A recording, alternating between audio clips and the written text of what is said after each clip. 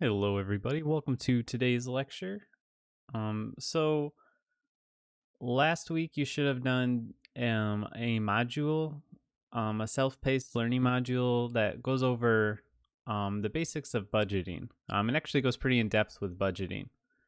So section 5.1 is all about basic budgeting. So you can take a look at what the book has to say about that if you'd like. We're not going to cover it here. The learning module that I developed for you guys, it goes into more depth from the book, and it's not missing anything from the book. So as long as you did that, you'll be okay there. But yeah, make sure you've completed that. And we're going to move on from that section today, and we're going to just jump right into 5.2. So chapter 5 is all about financial math. Okay. So this is a whole area of mathematics that a lot of people don't normally typically see in like their typical algebra class or geometry class or whatever. So we're going to go in depth with things like interest and loans. And there's going to be a few things along the way that we might have to like be a little hand wavy about. There are some things we're going to need what's called a logarithm for. Now, logarithms are not a prerequisite for this class. You would typically learn about logarithms in college algebra. But the only prerequisite for this class is developmental math. So I won't expect you to know the logarithms. It does talk about them a little bit in the book. And I'll briefly mention how they're used, but I won't expect you to be able to apply them yourself. So that's kind of the game plan here. So let's just jump right into 5.2, which is covering simple interest. Okay. So in, let me use this other marker here. Oops. Sorry, let me just get to the one I normally use. Okay. So simple interest. So with 5.1, with the learning module, we learned about how do we budget money. Okay. So, and why should we budget money, right? So that's like, okay, money you already have, what should you do with it? Now we're going to talk about interest. So this is typically money that you're borrowing. What are the rules associated with borrowing the money? And it can also work the other way into investing the money. Okay. I think typically, people are more familiar with borrowing the money than they are investing it. So I'll probably put most things into the context of borrowing rather than investing, but it would work the same way in the other direction. Okay, so if you have like a retirement account or something, your money's probably being invested. So it would apply to that kind of thing as well. Okay, so there are two main types of interest. There's simple interest and there is compound interest. Okay, compound is what we're going to talk about in 5.3. Compound is the more common one because it is the interest that grows more quickly, whereas simple interest does not grow as quickly. Okay. So,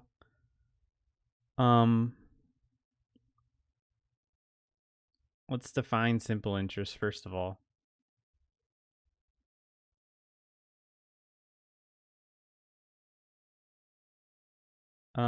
Actually, maybe we should define interest first. Okay. So this isn't really in the book, so it's just kind of my own definition. Interest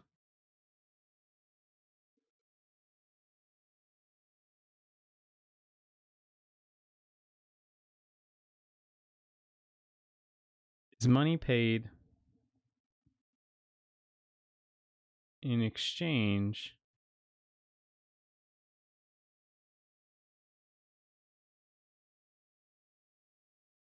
maybe I should say extra money is extra money paid in exchange for borrowing money. And I mean, I think that's pretty much the heart of it. So it's extra money that we pay in exchange for borrowing money. So even if you're investing money,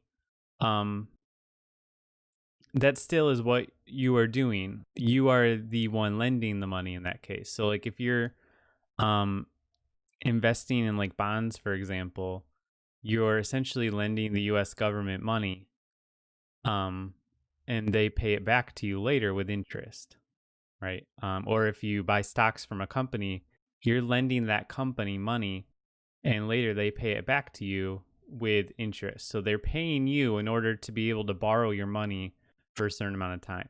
With debt, like credit card debt or a car loan or a mortgage, or student loans, you are borrowing money and the interest is money that you're paying, um, as a fee for lending for borrowing that money. So the company that's lending you the money, they're lending it to you in exchange for you giving them more money back. Okay. So how much money is a more complicated question. That's where the difference between simple and compound interest comes into play. So simple interest, um actually we should define we have a couple more words to define before I actually define simple interest. So I'm getting ahead of myself here. Um let's define what's called the principal. Okay, the principal of a loan is the initial amount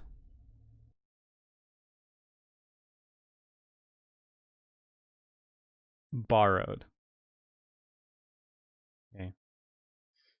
So when you borrow money, or if you're on the other side of it, you would lend the money. Um, the initial amount that you are borrowing is the principal, right? So say you take out like a $3,000 student loan, then that initial $3,000 is the principal. Okay. If you take a credit card, right, and you go to the store and you spend $100 on the credit card, that $100 is the principal. Okay. So, um, we usually denote the principal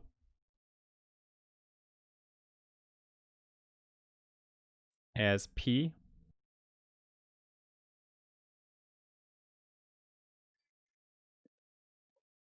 and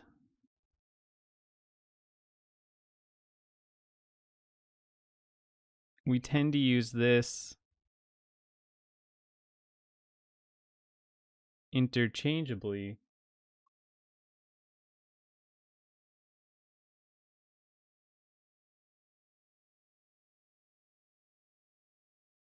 I might have spelled interchangeably wrong, but that's okay.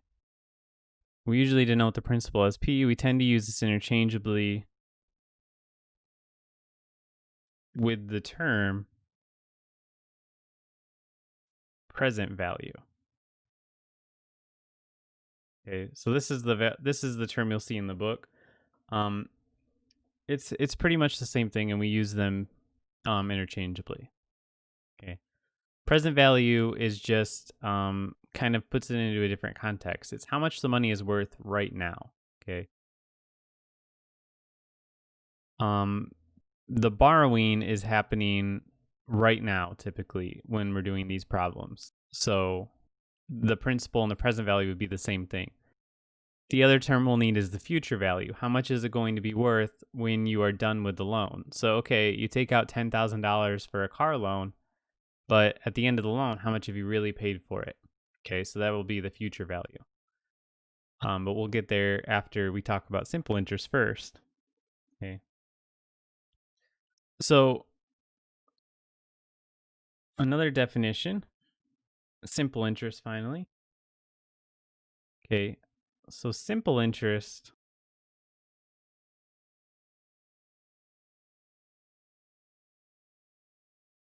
is interest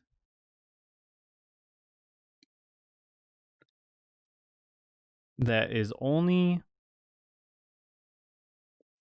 paid on the principal.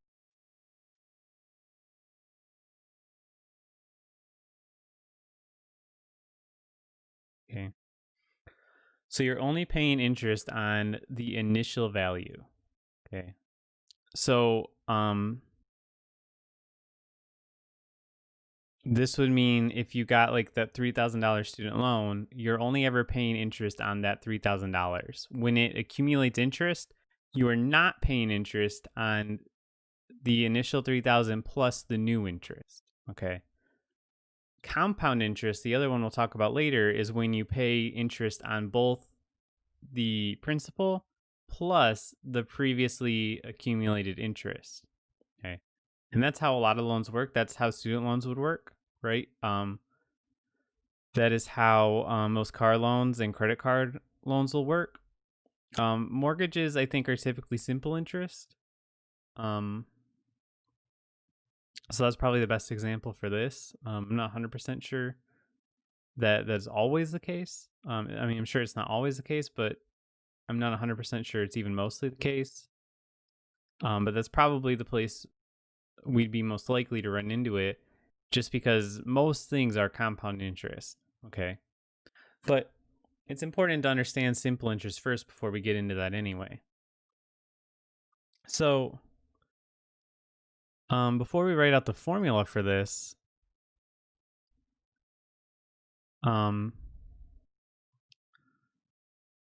let's, well, first of all, let's say we usually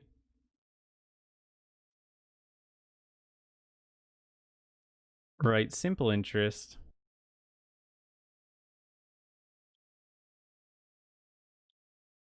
as an interest rate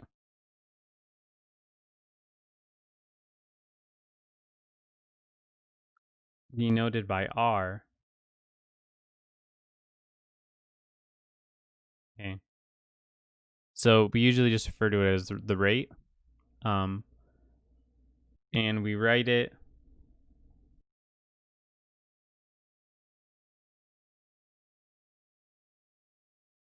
as a decimal or a percent. Okay. So when we're actually doing the math, we'll need to use the decimal form, but usually the problem would state it as a percentage. Okay. Before we actually write down the formula, there's one more thing we need, and that's that future value I was talking about. Okay. So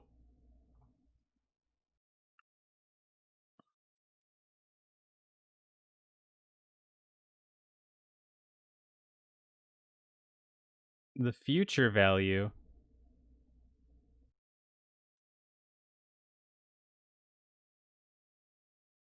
of a loan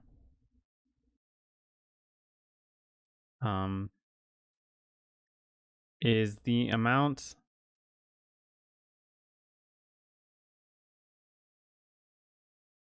of money the loan will be worth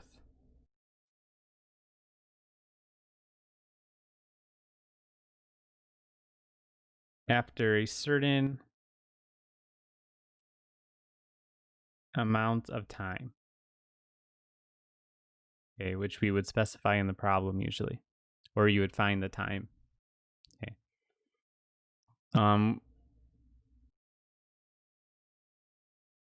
We denote this as F. Okay. So let's recap here. We have the future value, which we denote as F. We have the present value or principal, which we denote as P. And we have the rate, which we denote as R. Okay. So before I go into the formula, I want to show you how we get the formula. Okay, so you'll really only need to know how to use the formula, but I want to show you where the formula comes from rather than just writing it down. Okay. So let's look at deriving the formula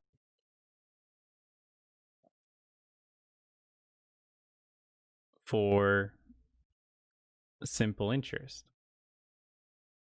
Okay. And we'll do this by some examples first. Okay. Let's say Our P is $1,000.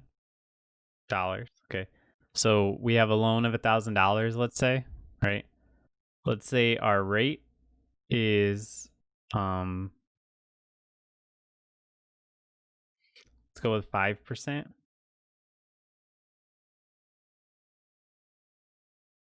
Okay. So the formula we're going to come up with is how do we calculate F? Okay. So if we, when we take out a loan, we know how much money we're borrowing. We know how much our interest rate is, right? We're always told, or we should be always told what the interest rate is, and we'll typically know how long the loan is, right? So the only unknown is how much is this loan going to be worth in the future? So like how much will I have paid for this car when my loan is up, right? Or when I pay, um, if I spend $100 on this credit card and I don't pay it for a year, how much will I have paid by the end of that year? So F is what we're typically interested in calculating. So let's say after 1 year, okay, what will F be? Well, it's going to have that $1,000 in there, right? But then we're also going to have to pay the interest, which is 5%. In order to calculate how much interest we're doing, we're just taking the 5% of 1,000. Okay, so we're doing 5% of 1,000. So that word of there, that implies multiplication. So in addition to this 1,000, we're also adding on a 5% times 1,000. Now we need to convert this to a decimal in order to make the units work out properly. 5% in decimal form is 0.05, and then we're timesing that by 1,000. Okay.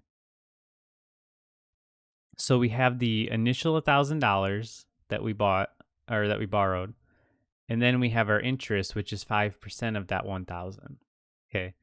So interest is typically given in years. Okay. So this is after 1 year. This is how much you would pay. You pay that 5% every year. Now, maybe you do the payments monthly or whatever, but the rate is typically given for a year. So this would be 1,000 plus 0.05 times 1,000. So we can think like 10% of 1,000 is 100. So 5% would be 50, right? It'd be half of that. So 1050. Okay.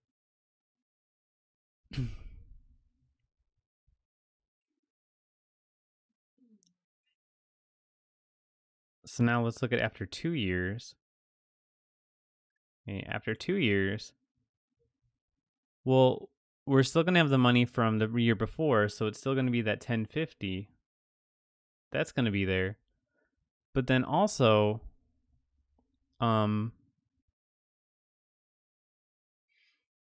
we're going to have to pay 5% again. Now we're only paying 5% on that initial 1,000. We're not paying it on the 1050. That's the difference between simple interest and compound interest. Okay. So we're doing another 0.05 times 1,000. Okay. Which is going to be 1050 plus another 50. So this is 1,100. Okay. Now I'm going to write it out a different way, which might make more sense with the formula. Remember that 1050 was 1,000 plus 0.05 times 1,000, right? And now we have another 0.05 times 1,000. Okay, so this is the same thing as this, right? Because this part is 1050, so I'm just expanding it out based on what we did in the last problem. I'm doing this so we can try to look for a pattern here. Notice the 0.05 and 1,000, these are both the same thing. So this is 1,000 plus 2 times 0.05 times 1,000. Okay. So the important thing here is this and this match up. Okay. I won't keep writing this out, but what we would see is that after 3 years, we would get the same pattern. F would be 1,000 plus 3 times 0.05 times 1,000. Okay. So after T years, because we want a general formula, so we want it to work for any years, F would be 1,000 plus T times 0.05 times 1,000. Okay. Because we would just do whatever amount of years it is here. Now notice, via factoring or via the distributive property, whichever way you want to look at it, we can rewrite this as, okay, I just flipped the T and the 0.05, but they're still being multiplied together. Now you can look at this either as factoring out of 1,000, or if you're not super familiar with factoring, you could think about going from here to here, use the distributive property. You would do 1,000 times 1 to get 1,000, 1,000 times this to get this. Okay, so you can see that they're equivalent.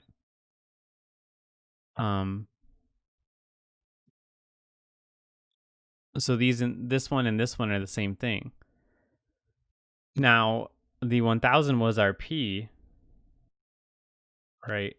And the 0.05 was our rate. So this is the formula we come up with. Okay.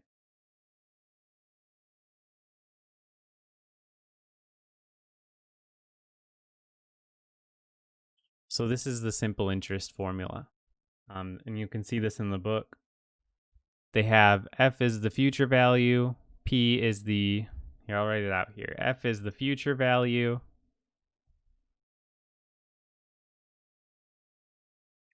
P is the present value, R is the interest rate. I should specify the simple interest rate, because if we had compound interest, this formula wouldn't be true anymore. And we're always writing the interest rate as a decimal here. And our T is our time, and we're writing that in years. Okay, so it's not in like weeks or months or anything. We'd always write it in years. Okay.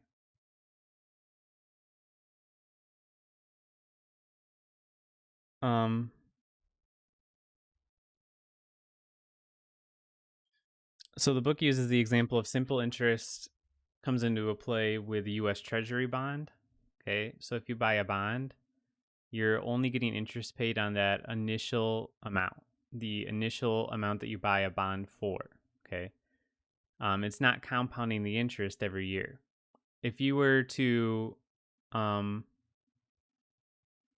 for example, if you had like a credit card, right, and you put like $1,000 on the credit card and then you didn't pay anything towards it, when it gets charged the interest amount, like say it's like 20%, they're usually even more than that, but let's say it's like 20%, right?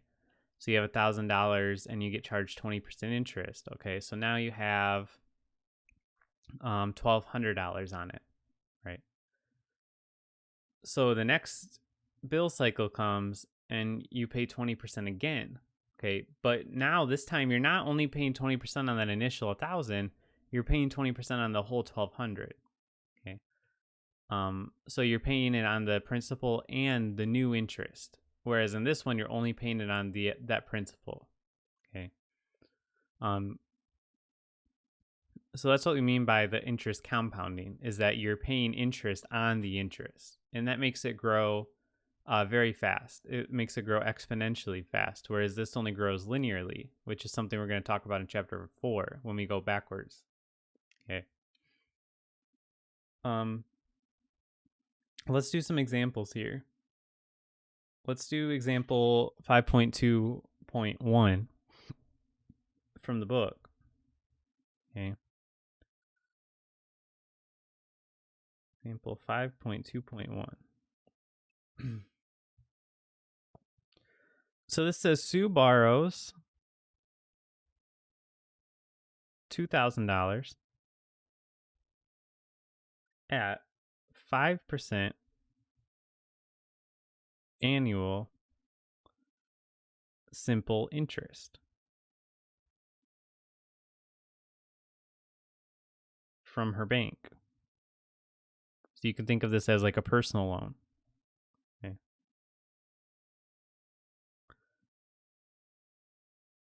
How much does she owe after 5 years? Okay. So let's take a look at this one. Okay, so the book kind of nicely puts it into a table here, so we can go ahead and do that as well. Okay. So we'll have our year, interest earned.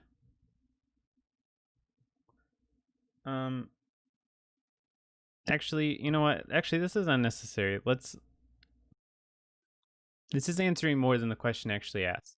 The way the book does it, it answers how much does she owe for after 1 year, 2 year, 3 years, and 4 years, as well as 5 years. And it's only doing that to kind of illustrate in the future what the difference between simple and compound interest is. But for the sake of this question, let's just go ahead and use the formula that we just derived, right? Let's look at all the parts. First of all, our P is 2,000, right? That's the amount that we're borrowing. Our R is 5% in decimal form, which is 0.05. Okay. And our T is 5. So I'll just copy the formula, right? This is our formula. So we have everything we need except for F. That's what we're trying to find, right? So let's plug in everything else. F is equal to 2,000 times 1 plus 0.05 times 5. Okay. And this is something you could just put into your calculator. Okay. So if you do that, remember your order of operations, right? You want to do inside the parentheses first. Inside the parentheses, you want to do the multiplication first. Okay. So then we finish up the addition in there. Okay. And then we end up doing the multiplication. Oh, that's wrong. 2,500. So we get 2,500. So if she borrows $2,000 at 5% annual interest from her bank, how much will she owe after 5 years? Well, she would owe $2,500. Okay. So this is how simple interest works. Like I said, most things are going to be compound interest. If you're borrowing from a bank, it's almost always going to be compound interest. Okay. Unless you maybe have like a very good relationship with your bank or something with great credit, maybe there would be a simple interest one. I don't know. But I would think most everything would be compound interest. Okay.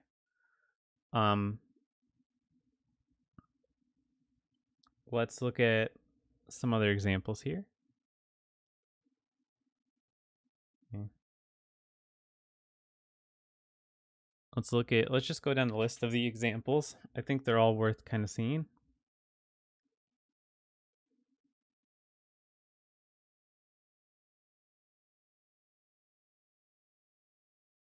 Let's do all 3 of these examples, and then I also have one I want to make up. Okay. So this one says Chad got a student loan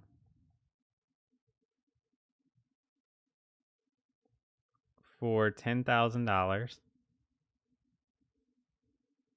at 8% annual simple interest. Now don't get excited because student loans are typically compound interest. Okay, they're not annual, simple interest. But just for the sake of this example, let's pretend they are.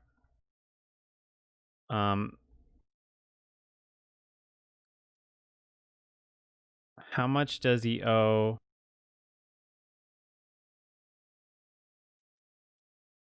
after 3 years?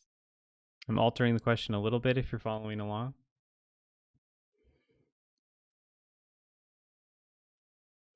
How much interest does he pay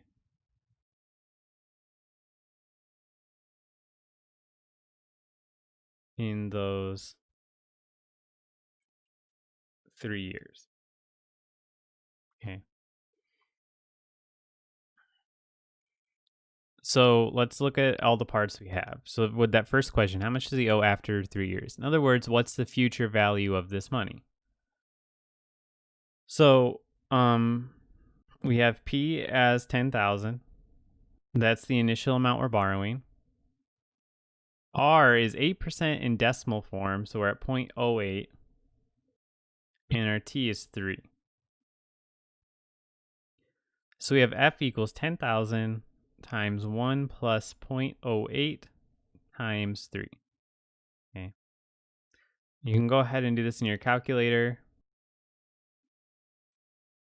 You should get this 1.24.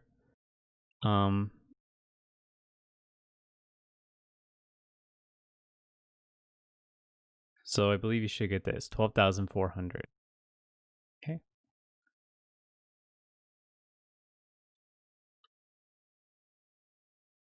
So after 3 years, he would owe $12,400. Okay. So how much interest is he paying in those 3 years?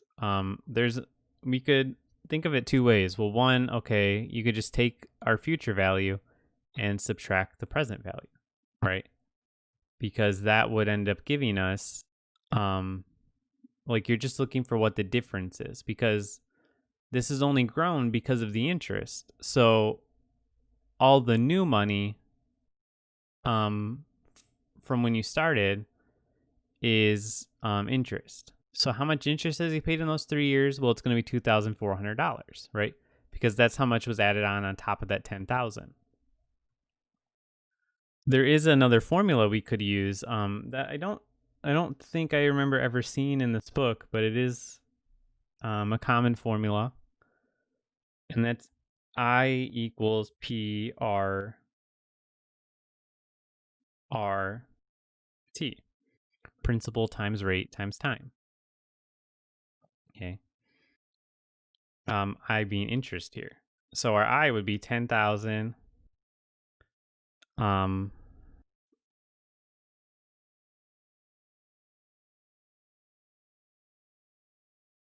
Sorry, I think this might be incomplete. Let me look it up real quick. Yeah, so this is the right formula. I was just thinking of it incorrectly. So 10,000 times the 0.08, which was our interest rate, times our time, which is 3. So this is going to be 10,000 times 0.24,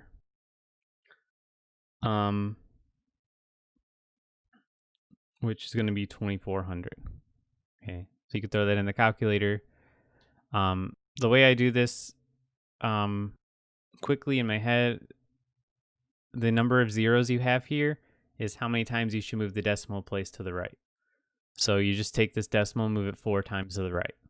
So that's a little trick you can do if you don't want to use a calculator. So this is another formula that you won't be responsible for knowing, but it can be helpful. Right? You don't have to use it. You could do it with other means. You can just do 12,400 minus the 10,000 and get the same thing. But it works out just the same.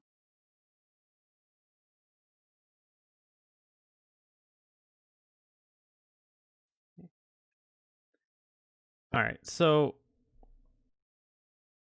let's go on to the third example.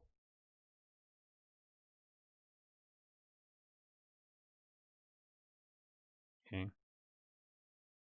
So this says Ben wants, I write that better, wants to buy a used car.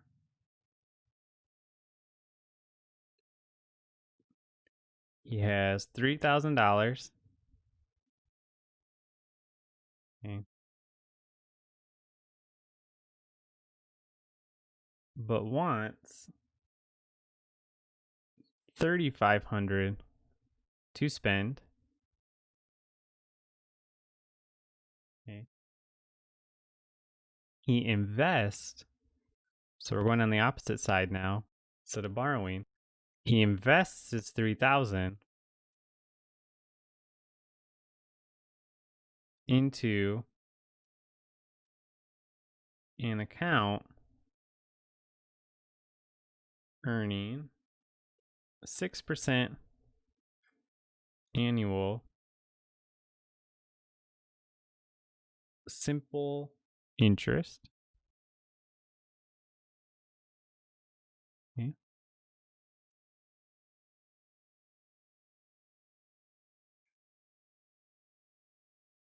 How long will he have to wait?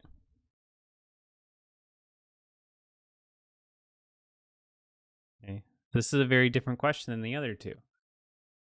Look at the last sentence with the actual question. How long will he have to wait? So we're looking for time now. Okay. So with our formula, if we're looking for the time, we should have all the other parts. We should have the R, the P, and the F. Okay, so our F, that's the amount of money we want to have eventually. So that's going to be $3,500. Our P is how much money we have right now, right? That's the $3,000. The R is the interest rate in decimal form, 0.06. So we're looking for time now. So plugging everything in, we have 3,500 equals 3,000 times 1 plus 0.06 t. So you got to think back to algebra now in developmental math or your equivalent. How do we solve these kinds of equations? We want to get t by itself. First, we should divide both sides by 3,000. Okay. We're doing this in order to get rid of this 3,000 so that on this side, all we have left is 1 plus 0.06 t. Now you can do this division. You got 35 over 30, which is 7/6. You can put it in decimal form if you want. It's going to be an infinite decimal, so you'll have to round a little bit. Let me get my calculator here. We should just put it in decimal form. It's going to be 1.167. Okay. So we're trying to get t by itself still, so we need to get rid of this 1. So we should subtract 1 on both sides. Okay. 1.167 minus 1 would just be the 0.167. And I'm rounding here to 3 decimal places. On the other side, we have 0.06 t. So finally, we want to get t by itself. So we should divide by 0.06.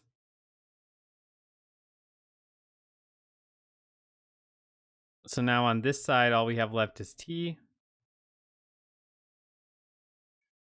And on the other side, we have 2.78. Okay. So we would need to wait 2.78 years.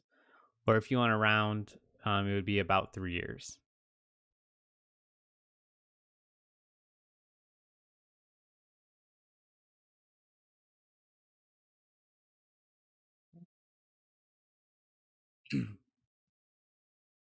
Okay. So we have to do a little bit more work that time. But the point is, if you're given you have 4 variables. You have your F, P, R, T. If you're given any 3 of them, you should be able to solve for the missing one. Okay. Let's look at this example here.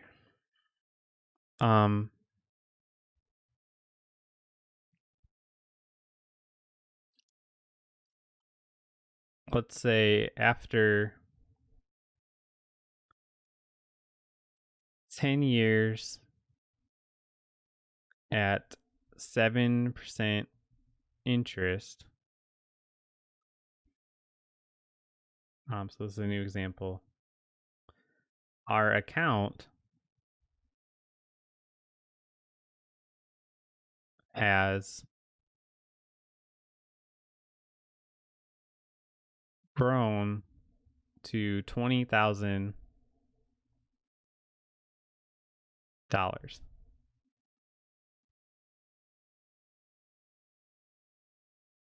How much did we put in initially?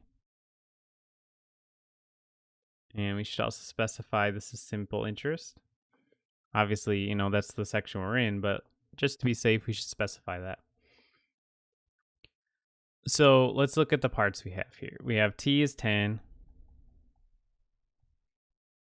R is 7% in decimal form, so 0.07. And then our F is 20,000 because that's how much it has grown to. Okay. The P, the present value, would be how much it was initially, 10 years ago. Okay, so the word present kind of throws us off here, so that's why I tend to use the word principal instead. How much did we put in initially? How much was the principal? Okay. So plugging everything in, we're looking for P here. Okay, how much money did we put in initially? What is P? Plus 0.07 times 10. Okay, so first we can simplify what's in the parentheses and then worry about the algebra after. Okay, so 0.07 times 10 would be 0.7. 1 plus that would be 1.7. Okay. Now we need to get P by itself. So the way we would do this, because we're doing P multiplied by 1.7, is we would divide by 1.7. So again, think back to your algebra. And you got to do it to both sides. So we're doing 20,000 divided by 1.7 to get 11,764.71. Okay. So in order for all these numbers to work out, we would have had to initially had $11,764.71. And that would have allowed it to grow to 20,000 after 10 years of simple interest at 7%. Okay. All right. So given any of these three, whether it's any combination of FP, R, and T, you should be able to find the fourth one using algebra, or maybe you don't even need to use algebra if you're just looking for F. But if you're looking for one of the other ones, you would need some kind of algebra. Okay, so that's all we're going to do today. Next time, we're going to look at compound interest, which is a similar concept, but it's going to grow much faster, so the formula is going to be different. And then after that, we're going to look at loans, and we will look at savings too, like savings plans. Okay. So that's the game plan for the rest of this chapter. So thank you guys for watching today, and I will see you next time.